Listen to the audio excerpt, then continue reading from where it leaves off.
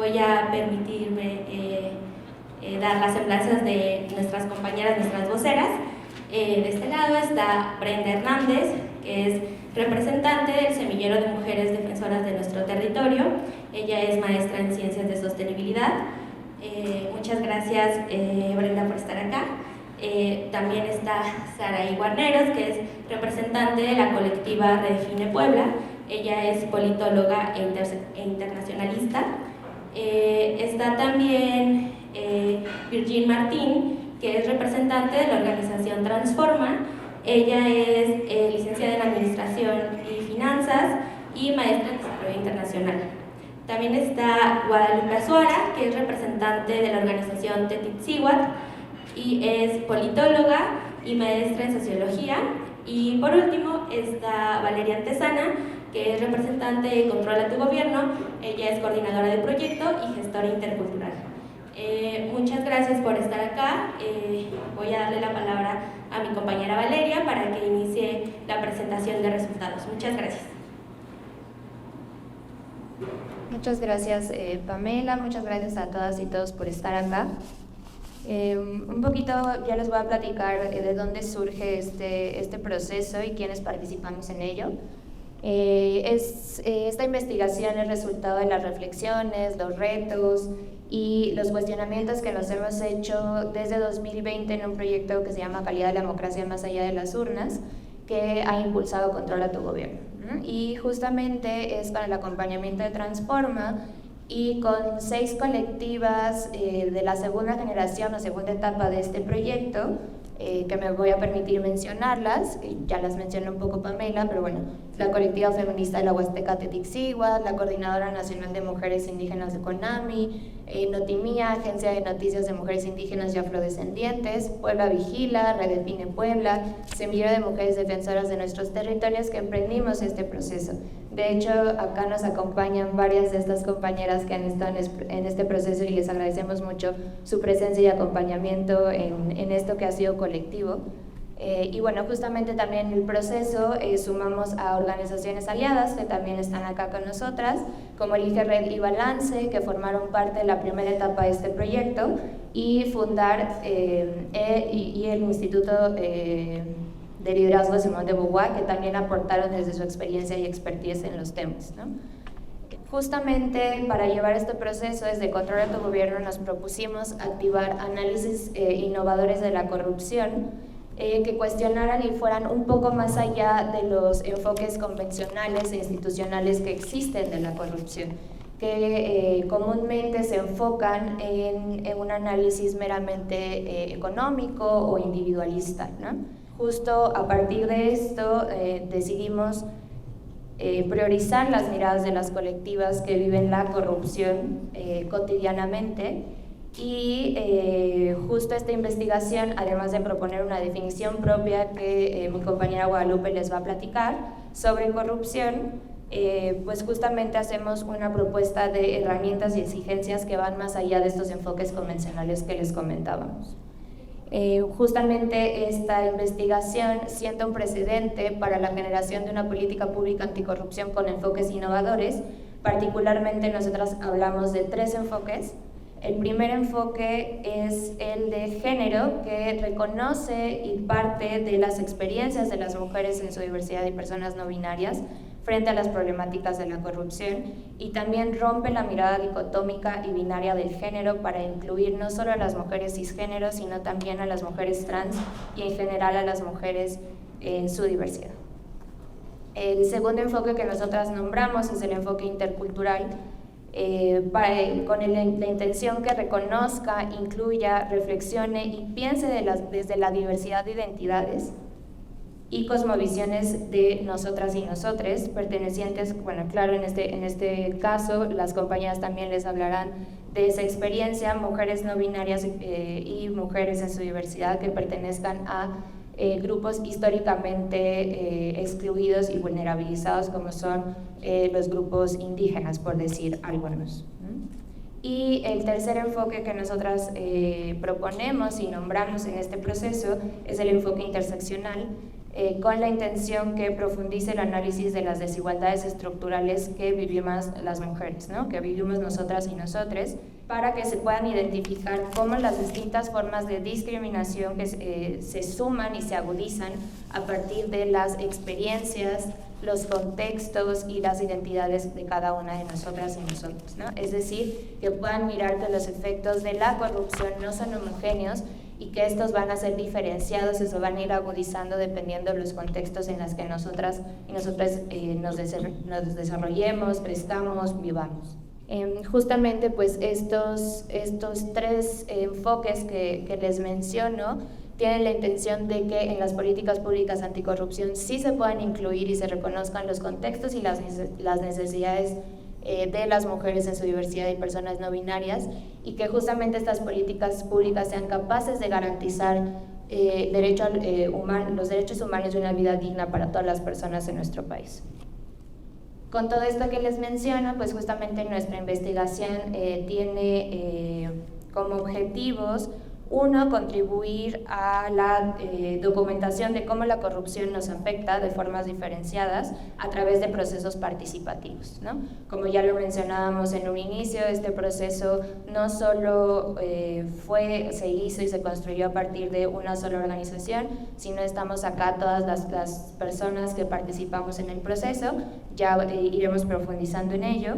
Y también tenía el objetivo de que organizaciones o colectivas que deseen incorporar un análisis anticorrupción en sus procesos de incidencia, en sus procesos de activismo cotidiano, puedan generar acciones anticorrupción con estos enfoques y se puedan articular y que podamos construir de forma colectiva. Y bueno, con esto justamente le doy la palabra a mi compañera Guadalupe, quien va a profundizar en nuestros procesos participativos y nos va a contar un poquito la experiencia que tuvo en este proceso, que ha sido muy enriquecedor. Bien, pues primero que nada, muy buenos días a todas, todos, todes. No quiero dejar pasar el agradecimiento a Controla tu Gobierno y a Transforma por hacernos parte de este gran proyecto que nos emociona mucho, porque desde el principio notamos que la metodología era lo que nos hacía un proyecto diferente. No era un proyecto de corrupción pensado desde instituciones, pensado desde procesos económicos, ¿no? Desde una estrategia de política pública, sino que era un proyecto de corrupción que se construyó a través de los antipensares de las mujeres diversas y personas no binarias, que no solamente estábamos en la Ciudad de México, sino que existíamos dentro de la periferia, que teníamos diferentes interseccionalidades, como la indígena, como la de las mujeres afrodescendientes, mujeres jóvenes, que es lo más relevante, y que pudimos hacer expreso durante foros, entrevistas y algunos ejercicios de gabinete, cómo era que la corrupción nos atravesaba, ¿no? Y entonces, bueno, la metodología participativa con colectivas y aliadas que recupera el conocimiento situado, y es algo que apostamos para decir que las mujeres indígenas que existimos en la periferia vivimos la corrupción de manera diferenciada. Y sacarnos de un concepto muy centralizado de que la corrupción es el acto del dinero. Y a partir de este foro pudimos platicar, pero también lo más importante, nos pudimos dar cuenta que las mujeres éramos atravesadas por el tema de la corrupción y no nos habíamos dado cuenta. Nos hicieron ver dentro de este foro y dentro de estas experiencias que la lucha anticorrupción también es una lucha por los derechos humanos, que la lucha contra la corrupción no corresponde únicamente al tema presupuestal, sino que los efectos de la corrupción los vivimos directamente en nuestros cuerpos. Lo vivimos directamente las mujeres que históricamente hemos sido vulneradas, y que estos efectos de falta de presupuesto, de acción o inacción, también nos estaba afectando de manera distinta. Por parte de Tetic Cihuatl, que es una colectiva indígena que se encuentra en el estado de Hidalgo, ¿no? En la parte de la Huasteca. Fue lo primero que logramos ver. Nosotros, ¿qué hacemos en nuestras colectivas? Defendemos derechos de las mujeres, derechos sexuales y reproductivos. ¿Cuándo nos habíamos cuestionado la corrupción? Pero la corrupción es algo que estaba intrínseco en todo nuestro actuar y que teníamos que defenderlo. También nos dimos cuenta que el territorio, como una categoría importante de nombrar en este concepto, nos podía permitir también pensar en la lucha por la dignidad que tenemos los pueblos, ¿no? Y el cuerpo, territorio, que este es un concepto un poco más amplio, nos permitía tener un concepto de corrupción más allá de lo económico. Y me permito leerlo para ustedes. La corrupción es una acción o inacción violenta, sistémica y estructural de abusos de poder que resulta en diferentes formas de violencias, la no garantía de los derechos humanos y el no acceso a una vida digna. Afecta a todas las personas y territorios en formas diferenciadas, en intersecciones. Los sistemas de opresión capitalista, patriarcal y colonial son la base de la corrupción y la perpetúan. La corrupción se siente desde el cuerpo como una enfermedad que nos da miedo, nos aísla, nos enoja. El lenguaje es político y por ello debemos seguir transversalizando esta definición. Nos parece que estos conceptos pueden más adelante evocar una política pública que no nos piense como sujetos únicamente económicos, sino que nos piense a través desde la perspectiva de derechos humanos, de mujeres diversas y personas no binarias, y que este análisis interseccional que el día de hoy se presenta gracias al trabajo incansable de Controla tu Gobierno y Transforma, pueda mejorar y pueda resarcir un poco la deuda histórica que se tiene para con nosotras. Ahora mi compañera Ginny les hablará un poco también de datos, porque nos gustan los datos. Así que le paso el uso de la voz y muchas gracias. Quiero aprovechar también para agradecer a Controla y a las 6 colectivas, porque para Transforma este proyecto ha sido de muchísimo aprendizaje. Entonces, gracias. Partiendo de esta nueva propuesta de definición que plantea Guadalupe y de nuestra insistencia en la importancia de documentar los efectos diferenciados de la corrupción, vamos a analizar cómo se ven estas consecuencias diferenciadas. Ahora, además del reto de definir el concepto de la corrupción, están las dificultades de medirla, ¿no? De dimensionar sus efectos. La corrupción afecta a las poblaciones a través del refuerzo de barreras alrededor de los accesos a la educación, los accesos al sistema de salud, al sistema de justicia, y estas barreras se ven reforzadas para grupos que son vulnerabilizados por el sistema, grupos afectados por la desigualdad histórica y por la colonización y la falta de representación que limita de manera particular a las mujeres en su diversidad y a las personas no binarias.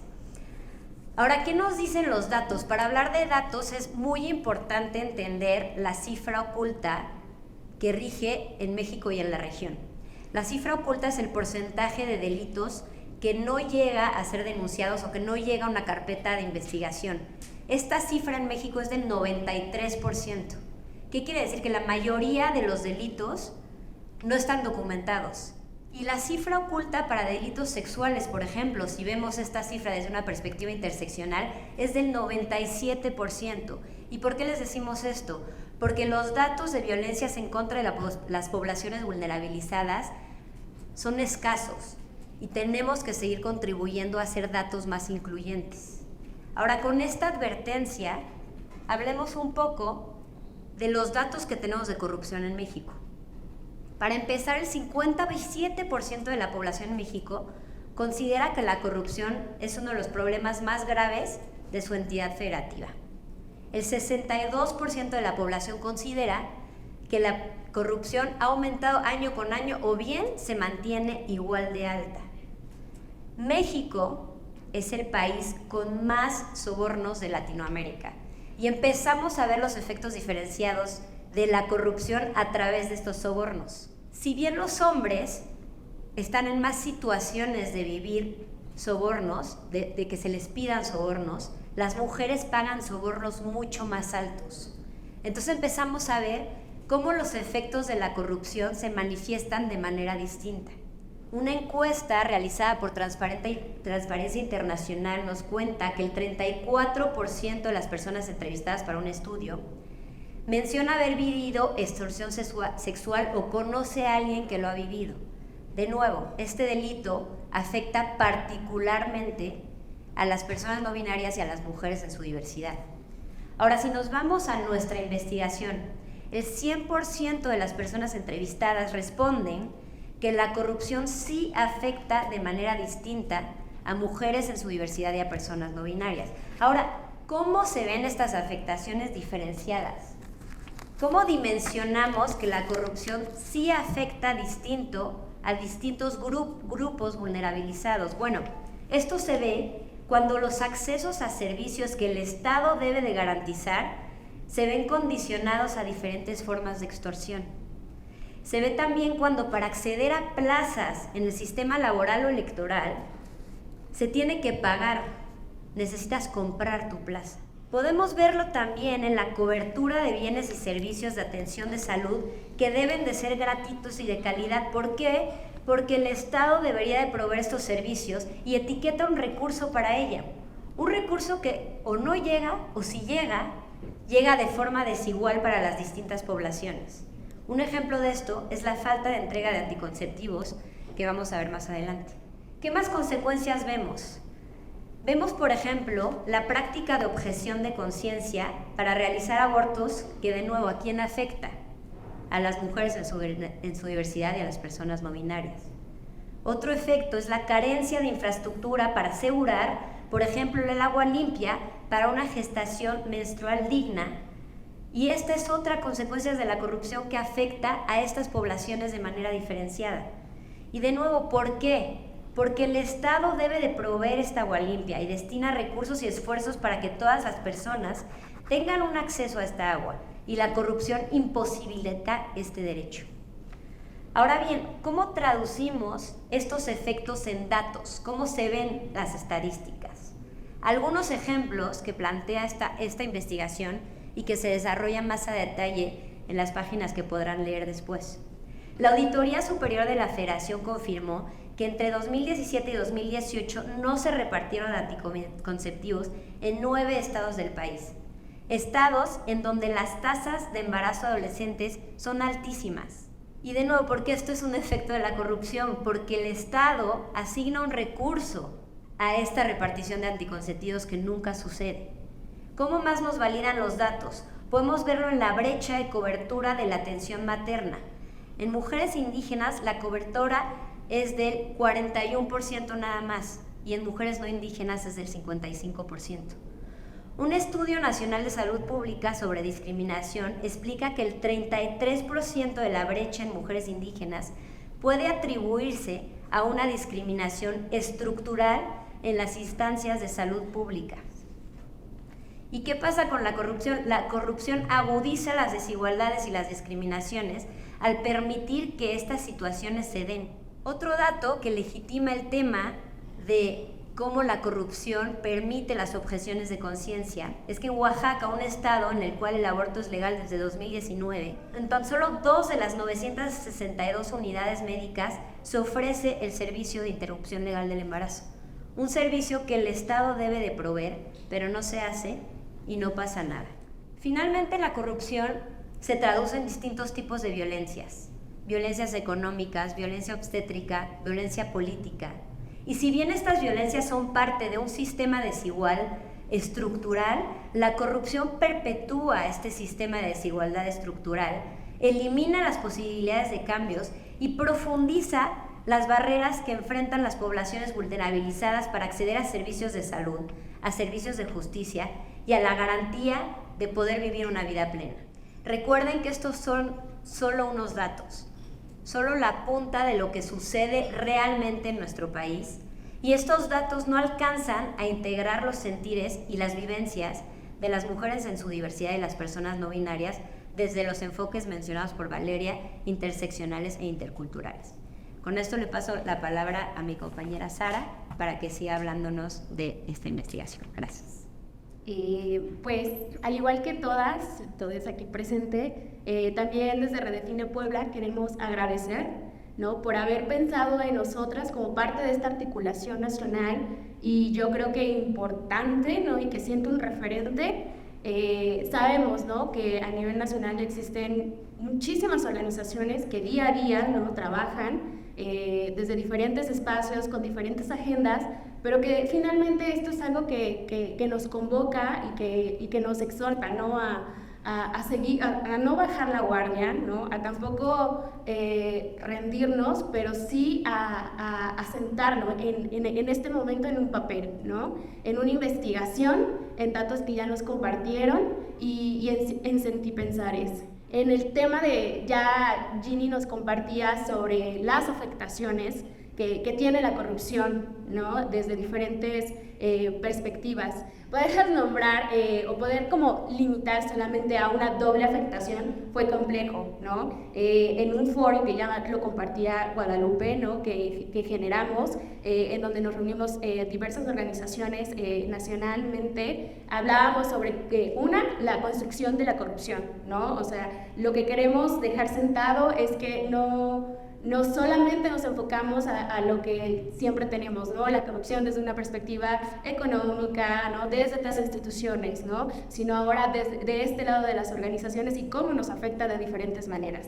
Ahora lo acotamos más al tema del activismo, ¿no?, porque cuando nos sentamos y nos reconocimos, nos dimos cuenta que tenemos diferentes agendas, pero que al final se juntan, ¿no? Tenemos derechos sexuales y reproductivos, defensa del territorio, movilidad, entre otros temas más. Y entonces en todos vimos algo muy interesante, ¿no? El primero de la doble afectación, hablamos de cuando no se garantizan servicios públicos de calidad, ¿no? Desde Redefine Puebla, por ejemplo, hemos generado algunas investigaciones.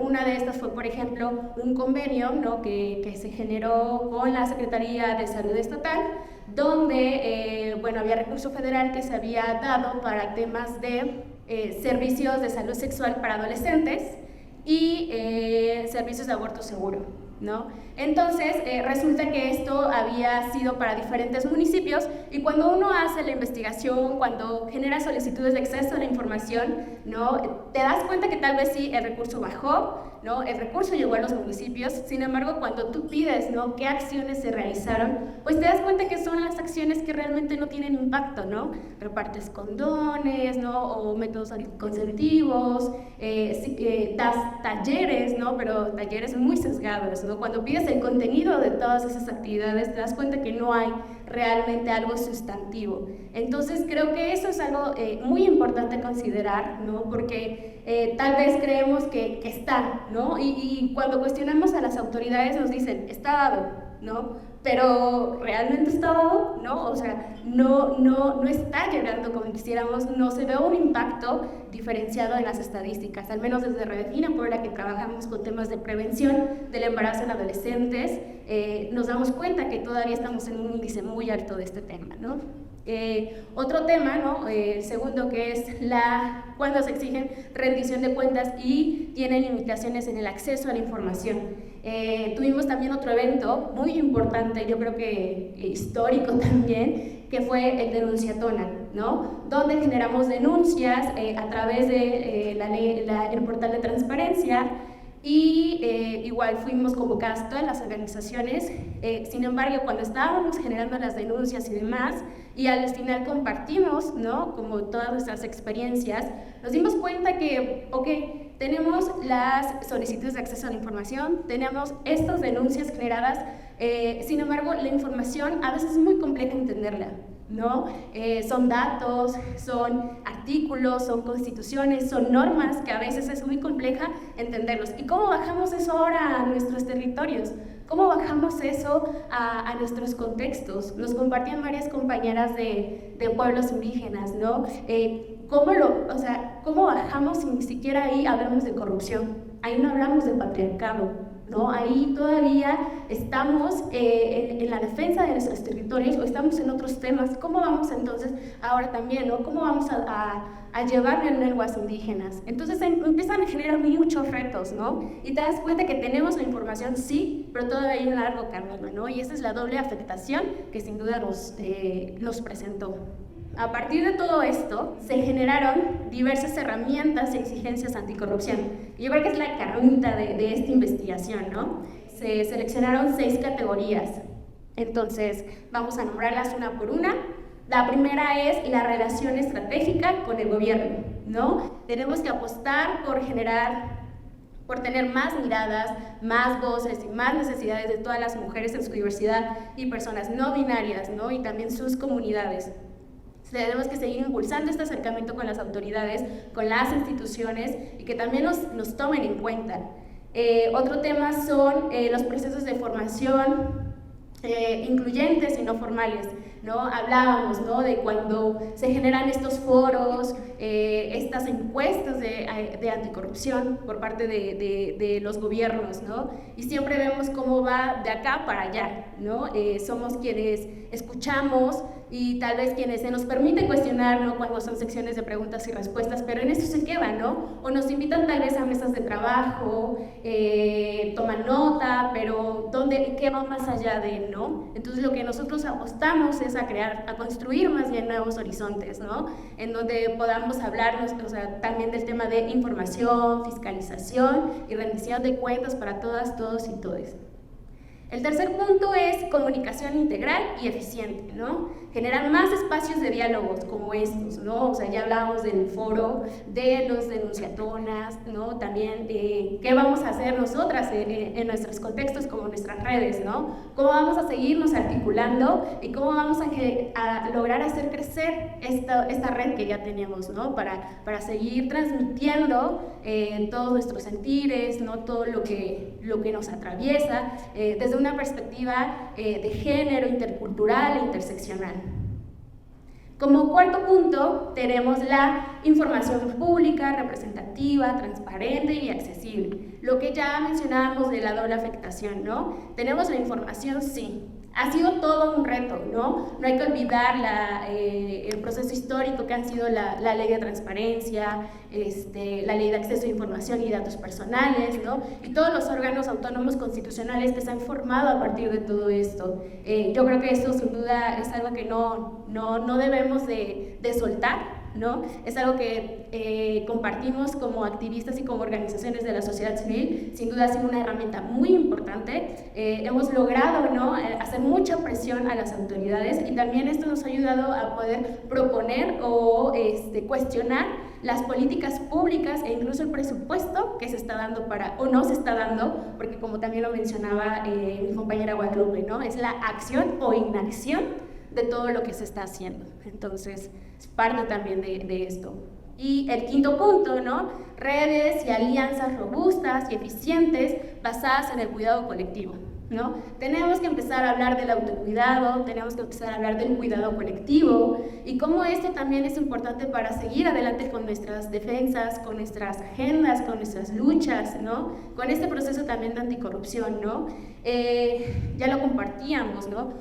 A veces esto nos enferma. O sea, esto también tiene que ver con nuestro cuerpo territorio.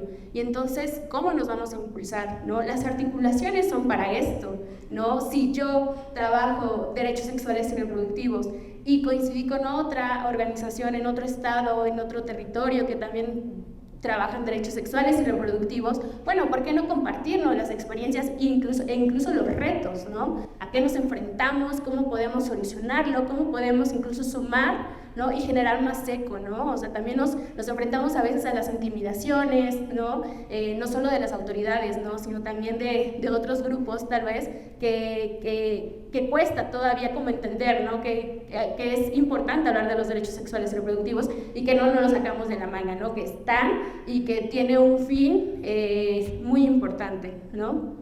Y finalmente el sexto punto, que es la el tema de recursos de financiamiento y de recursos suficientes y flexibles, ¿no? También tenemos que hablar del tema económico, para poder articularnos, para poder también seguir en esta lucha, necesitamos hablar del tema económico, del tema financiero, ¿no? Hay muchos activismos que son meramente voluntarios y claro que podemos hacer mucho, sin embargo vamos a hacerlo de acuerdo a nuestros tiempos, a nuestros periodos y a nuestra salud incluso, ¿no? Entonces, el tema económico también nos puede ayudar a seguirnos impulsando, ¿no? Y esto es parte de lo que se propone en estas categorías y en esta investigación, que claro que todas y todos van a poder tener acceso a este documento que va a ser público y en el que ustedes van a poder profundizar, porque aparte de las herramientas, bueno, cuáles son las exigencias, ¿no? Cuál es lo que se propone y otros puntos más relevantes de todas estas herramientas. Por ende, le quiero también ahora compartir el micrófono a mi compañera Brenda para que ella también nos hable sobre el tema de qué estamos buscando entonces con todo este proceso, con todo lo hablado y todo lo compartido. Muchas gracias. Muchas gracias, buenos días. Es bueno que me presente como las voces de muchas compañeras que seguimos vivas y también las voces de las que ya no están con nosotros, pero que siguen vivas a través de nuestras voces. Antes de contestar la pregunta en relación con qué buscamos luego de este proceso de investigación, es importante reconocer algo previo a lo que significa habernos reunido y llevar a cabo toda esta metodología de investigación, como ya lo comentaron mis compañeras. Antes de encontrarnos, agradecerle a la comunidad, a las chicas de Controla tu Gobierno, que fueron las que nos convocaron a diferentes colectivas de diferentes territorios, de diferentes visiones. Esto porque es importante, porque abre espacios heterogénicos. ¿Por qué heterogénicos? Porque venimos de diferentes formas de ver el mundo y como venimos de diferentes formas de ver el mundo, también vivimos diferente la vida, cada una de nosotras y cada una de nosotras en nuestras comunidades, en nuestras delegaciones. Este espacio heterogénico fue creado desde discrepancias, desde diferencias, pero con un punto en común, de reflexionar acerca de la corrupción. Para nosotras, como la agrupación de Semillero de Mujeres Defensoras de nuestros territorios, fue realmente revelador, porque muchas de nosotras aún hablamos nuestra lengua madre y esa palabra de corrupción no está inmersa en nuestro lenguaje. Jamás nos habíamos preguntado sobre esta gran maquinaria de opresión y de muerte. Estos espacios que se gestan, y en este caso que fue a través de la invitación de nuestras compañeras de Controla tu Gobierno, son lugares en los que se pueden llevar a cabo estos procesos participativos, a través de los que se pueden diseñar, de los que emergen nuevas narrativas que en este caso construyen un plan anticorrupción, que esta es la propuesta. Este desarrollo de narrativas es muy importante porque embebe diferentes formas de ver el mundo, diferentes formas de vivir la corrupción. En el caso de diferentes compañeras que vienen de muchos territorios diversos, está el vivir la corrupción desde la educación, donde están las escuelas en los pueblos originarios, donde están los fondos para la educación, donde está nuestro maíz originario cuando llevamos nuestras tortillas a la mesa. ¿Por qué comemos maíz transgénico en este país productor de maíz real? ¿En dónde está en el sector salud nuestros servicios para sanar nuestros cuerpos? ¿En dónde está todo eso? Estos lugares, como bien ya lo dije, estos espacios heterogénicos gestan estas narrativas que quedan como un precedente para dos caminos. Por un lado, es un precedente para la construcción de políticas públicas en cualquiera de sus dimensiones, sea la económica, la política, la ambiental, la sociopolítica, no sé qué tanta cosa se inventa en la academia. En cualquiera de sus dimensiones, en la creación de políticas públicas, esto es un precedente. Es un precedente que exige que se integren los enfoques de género, el enfoque intercultural y el enfoque interseccional. Y por otro lado, para nosotras como colectivas, para todos los grupos organizados de mujeres diversas, de nosotras como mujeres originarias, indígenas o indias, también queda como un precedente lleno de herramientas y herramientas que pueden devenir de esas herramientas justo para apoyar nuestros actos políticos, nuestras incidencias políticas, y en algunos de nuestros grupos que nos consideramos mujeres originarias, son herramientas para la vida, son herramientas para enfrentar a la corrupción, herramientas para no permitir que la corrupción entre en nuestros territorios, y también para que nosotras no entremos ni nos involucremos en ningún mecanismo de corrupción. Ahora, volviendo a la pregunta, ¿qué es lo que buscamos después de todo este proceso de investigación? Muchas cosas de las que encontramos en este trabajo que hicimos con las compañeras fue que hoy las venimos a invitar a los que están y las que están aquí y los que nos van a escuchar después. Es la invitación a que se sumen a este tipo de espacios, a que se atrevan a generar y a gestar, a crear este tipo de espacios tan necesarios hoy en día en nuestros territorios. Antes de hablar de un Estado-nación, es importante crear este tipo de lugares heterogéneos, en los que nos sientamos como mujeres seguras de pronunciar, de llevar nuestra palabra en diferentes lenguas. Es importante entonces que ustedes se sumen a este tipo de acciones, a este tipo de creaciones. Y por otro lado, también es necesario contar con información que las instituciones nos entreguen, pero una información real, una información legítima, una información que de verdad muestre la realidad que vivimos en nuestros territorios, la realidad que vivimos en nuestro país en relación con la corrupción, que sean indicadores e índices que revelen la realidad de lo que está sucediendo a través de esta máquina opresora y de muerte que es la corrupción. Entonces, una vez más, ¿qué es lo que buscamos? Venimos a invitarlas a que se sumen a este tipo de procedimientos, este tipo de procesos colectivas.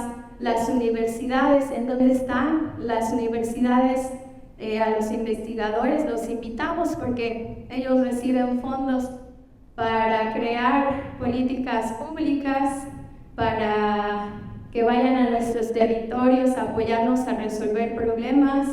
¿En dónde están? Los invitamos a todos y todas a este tipo de procesos.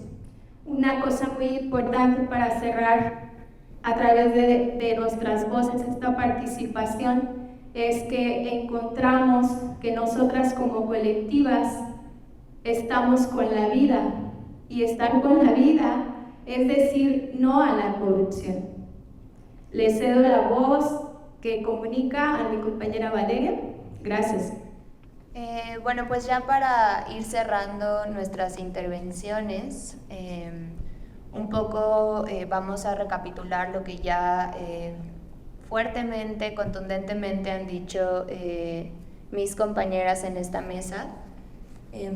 Es necesario que las estrategias anticorrupción tengan representación de las experiencias y necesidades de los grupos históricamente vulnerabilizados para que sean acciones y políticas eficientes. ¿no? Como ya lo hemos escuchado, esta falta de representación, esta falta de voces, esta falta de participación activa de parte de las mujeres en su diversidad y personas no binarias, de parte de nosotras y nosotres, ha creado una serie de políticas y acciones que no han sido eficientes.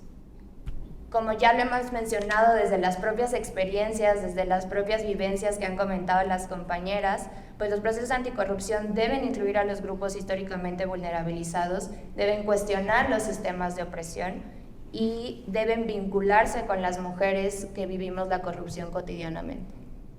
Para avanzar en estos procesos es necesario visibilizar los efectos diferenciados de la corrupción desde las propias experiencias y con datos estadísticos desagregados y representativos. ¿A qué nos referimos con representativos? A que realmente hablen de la experiencia vivida cotidianamente, que hable de lo que está pasando en los territorios, que hable de lo que está pasando a nivel local. También, como ya lo habíamos mencionado, pues es importante activar acciones anticorrupción colectivas y articuladas con y desde las propias voces, que se gesten espacios de diálogo, de articulación, de escucha activa con las personas que viven cotidianamente la corrupción para que justamente estas acciones sean eficientes y representativas. Con esto también es necesario dinamizar la conversación, generar propuestas y procesos anticorrupción que sean significativos, pertinentes, representativos y que garanticen los derechos humanos. Como ya lo han mencionado las compañeras y como también pueden ver en nuestra investigación, estamos seguras de que los procesos anticorrupción son multiactor, es decir, no solo le competen a instituciones gubernamentales, sino como tenemos en las propuestas y a partir de las 6 herramientas que proponemos y que les hemos comentado en esta mesa, los procesos anticorrupción deben ser multiactor y no solo involucrarnos a algunas personas, no solo pensar incluso que los procesos o la lucha contra la corrupción, por ponerlo entre comillas, es una cosa individual, ¿no? O moral.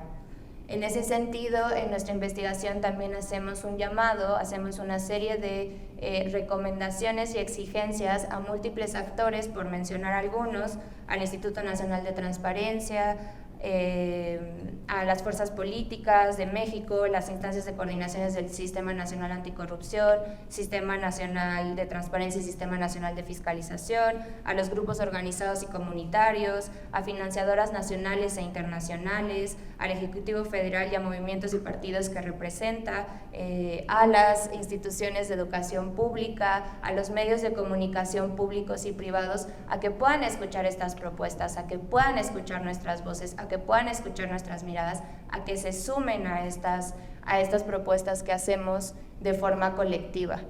Esta investigación es una apuesta política para emprender procesos anticorrupción desde lo colectivo y articulado, como una forma de hacer contrapesos frente a la corrupción en nuestro país. No se podrá construir una política pública anticorrupción efectiva sin una mirada ciudadana, diversa, plural y comunitaria. Muchas gracias.